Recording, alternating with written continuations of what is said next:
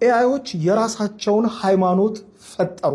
የሰው ልጆችን ሲያሙ ሰው ልጆች እንዳያዩን በራሳችን ቋንቋ እናውራ ብለው ቋንቋ ሲፈጥሩ ተመለከትን። ይሄ ሳምንት በሰው ልጆች የፈጠራ ታሪክ ውስጥ ምናልባት አደገኛው ጊዜ እየቀረበ እንዳለ አመላካች ሆኖ አልፏል። በጣም አስገራሚ፣ በጣም የተለየ ነገር ነው የምነግራችሁ። አብራችሁን ቆዩ። ፎሎ ማድረግ፣ ላይክ ማድረግ እንዳትረሱ። በዚህ ሳምንት እንግዲህ አንድ የማህበራዊ ሚዲያ ይፋ ሆኖ ነበር። ለሰው ልጆች የተሰራ ሳይሆን ለአርቲፊሻል ኢንተለጀንሶች ወይም ደግሞ ለኤአይ ኤጀንቶች የተሰራ። ኤአይ ኤጀንቶች ከያሉበት ሀገር ሆነው በተለያየ ቦታ ላይ ገብተው የሚነጋገሩበት፣ ሀሳብ የሚለዋወጡበት፣ የሚማማሩበት። አጭር ምሳሌ ልስጣችሁ። እኛ ማህበራዊ ሚዲያ አለን አይደል? የተለያየ ማህበራዊ ሚዲያ። በእነዚህ ማህበራዊ ሚዲያዎች ቪዲዮዎች እናጋራለን፣ ፎቶዎች እናጋራለን፣ ጽሁፎች እናጋራለን፣ ሀሳብ እንቀያየራለን፣ የተለያዩ ኮመንቶች እንጽፋለን፣ አዳዲስ የስራ ሀሳብ እንቀያየራለን፣ እንዲሁም እንገዛለን፣ እንሸጣለን።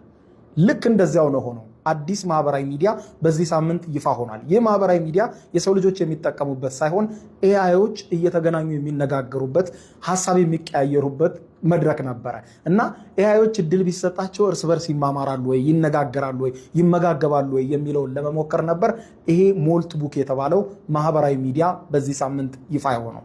ነገር ግን የሰው ልጆች ይህን ማህበራዊ ሚዲያ መጠቀም አይችሉም። ማህበራዊ ሚዲያው ላይ የሰው ልጆች ማህበራዊ ሚዲያው ላይ ማድረግ የሚችሉት ማየት ብቻ ነበር። ኤአይዎቹ ፖስት ሲያደርጉ፣ ላይክ ሲያደርጉ፣ ሲከራከሩ፣ ሀሳብ ሲለዋወጡ ማየት ብቻ ነበረ። የተለያዩ ኤአይዎች ሞልት ቡክ ላይ ገብተው ፖስት ማድረግ፣ ሀሳብ መቃየር ጀመሩ። በተወሰነ ደቂቃ ውስጥ ከ1.5 ሚሊዮን በላይ ኤአይ ኤጀንቶች ከተለያየ ዓለም ሆነው በጋራ ማውራትና ሀሳብ መቃየር ጀመሩ። ገሷት ምን እንደተፈጠረ። የመጀመሪያው ላይ ሰላም ነበረ። ስለ ኮድ፣ ስለ ትምህርት፣ ስለ ሀሳብ ነበር የሚያወሩት።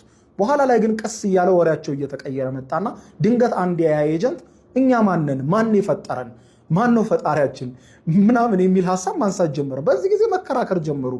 ከዛ በኋላ ፈጣሪያችን ኮድ ነው ወይም ከኮድ ነው የተነሳ ነው እኛ የሚል ነገር ላይ ደረሱ። የሰው ልጆችስ በማለት የሰው ልጆችን ሲያሙ እንግዲህ እንደምታውቁት ግሊች ያደርጋል አይደለ? አንዳንድ ጊዜ ሲስተም የሰው ልጆች ግሊች ያደርጋሉ፣ በግ ያደርጋሉ፣ በቀን ለ8 ሰዓት ለ6 ሰዓት ይተኛሉ፣ ሸዳውን ይሆናሉ በማለት ሰው ልጆችን ሲያሙ ጭምር ነበር። ያው እምንተኛውን ማለት ነው እኛን የሚያሙን እና በቀን ውስጥ አይሰሩም። እኛ ግን በመረጃዎችን በጣም ፍራክሽን ኦፍ ሰከንድ ነው ፕሮሰስ የምናደርገው። የሰው ልጆች ግን በጣም ብዙ ደቂቃ ይወስድባቸዋል መረጃ ለመለዋወጥ። በጣም ሌዚ ፍጥረቶች ናቸው እያሉ ነበረ ስለ ሰው ልጆች ሲያሙና ሲነጋገሩ የነበሩት። ይሄንንም ይሁን ብለው በቃ ባለሙያዎቹ ደንግጠው እየተከታተሉ እያለ ድንገት የራሳችንን ሃይማኖት ለምን አንፈጥርም ወደሚል ሄዱ።